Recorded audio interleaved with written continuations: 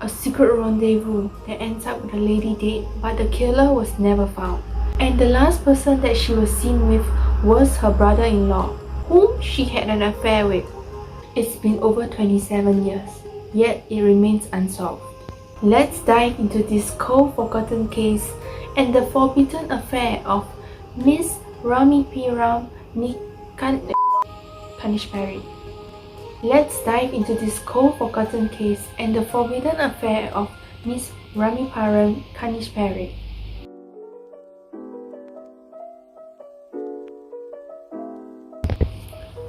Hey yo, it's Naoki here, back with another Now story time.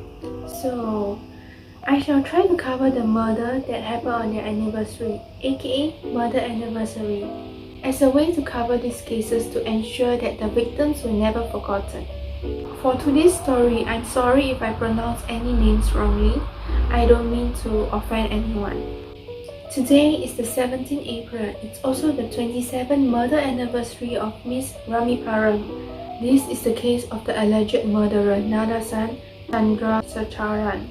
This case happened in Singapore in 1995, but it wasn't covered much as it was quickly brushed over by other news, so it was kinda hard to find any news regarding this. But let's start by talking about the victim first. Ramipiram was a 39-year-old production operator who worked in a factory in Singapore. She was a divorcee since 1991. As she was caught by her husband for having an affair with his sister's brother-in-law, Mr. Nadasan Chandra. He was 40 years old. As mentioned at the start of the video, Miss Ramipiram was last seen at her workplace in the vicinity of Ang Mo Kio at 12:15 p.m. on 17 April 1995. However, things soon take a fatal turn when just mere 6 hours later, her corpse was found in a cemented patch in Sembawang. The weird thing was the last area where she was spotted at Ang Mo Kio and the area where her corpse was found at Sembawang was actually quite a distance away.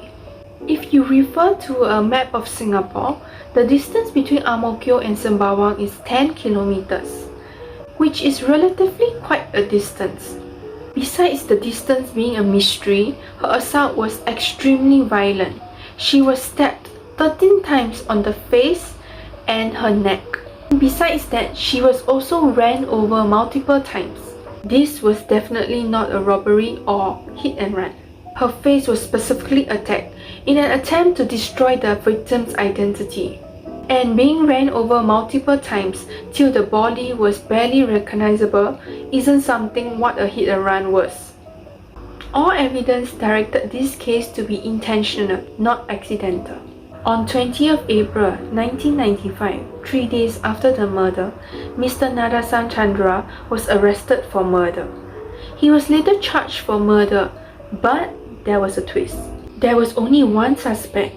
Even with multiple evidence against him, he was not charged for Miss Ramipiram murder. Let's talk more about the evidence gathered by the police. Some circumstantial evidence that pin Mr. Chandra to be guilty for murdering Miss Ramipiram includes: Number 1.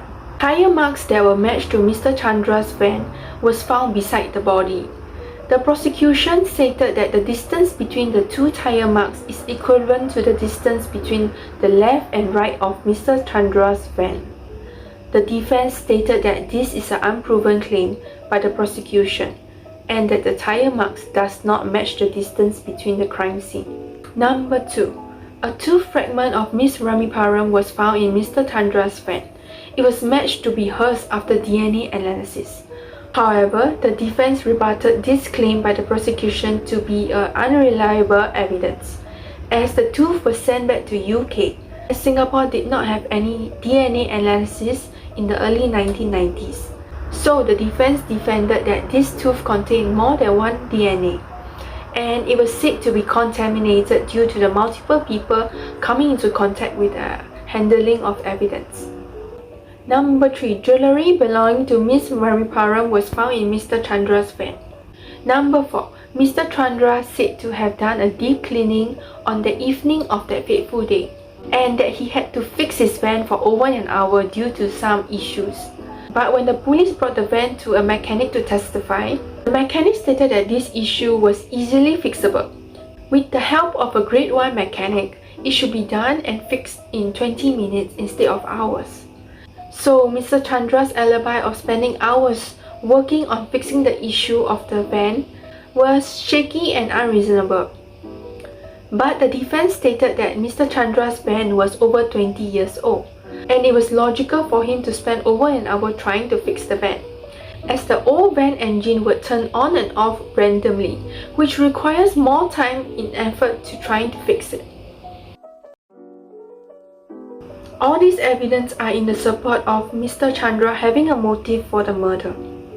And speculation stated that Mr. Chandra was angry at Miss Ramipiram when she approached him to end the affair. And Mr. Chandra's love for Miss Ramipiram overwhelmed his ability to think things logically. And allegedly, the murder happened during a fit of rage. In 1995, the judge found him guilty of murder and sentenced him to death by hanging. However, the defense appealed the judgment.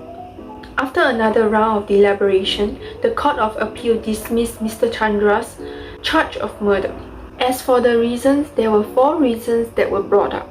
Number 1, the test done on Mr. Chandra's van tire was not vigorous enough to show that it was Mr. Chandra's van.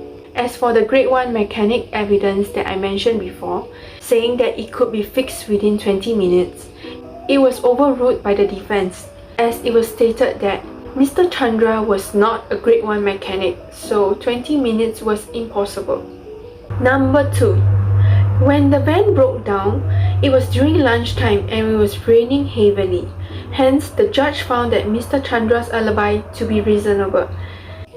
So naturally, as the car broke down, it will require him over an hour trying to get it working again. Number 3, as for the tooth found in Mr. Chandra's van, Mr. Chandra's defense team claimed that Miss Ramipiram was known to use her tooth to open bottle caps. Thus, this piece of evidence was overruled as invalid. Number 4, as for the jewellery, there was no concrete evidence supporting that this belongs to Miss Ramipiram. So this piece of evidence was overruled as invalid too. Basically, all the substantial evidence that was brought up in court was defended well by Mr. Chandra's defense team. And the judge concluded that Mr. Chandra will not be charged for the death/murder of Miss Ramipiram. After the acquittal of Mr. Chandra, no one else was charged for the murder of Miss Ramipiram. There was a lot of evidence, but none of it could convict anyone. So, for over 27 years, her case remains unsolved. What do you think about this case? Was it Mr. Chandra who ended the life of his lover due to his passion for her? Or was it a jealous partner? This is something that I really hope would be resolved soon, as it will be a form of closure for the affected families. That's it for this Now Story Time. If you do like the stories that I share, please do follow me on Instagram for the next uploads update. And please subscribe. See you in the next one. Going out.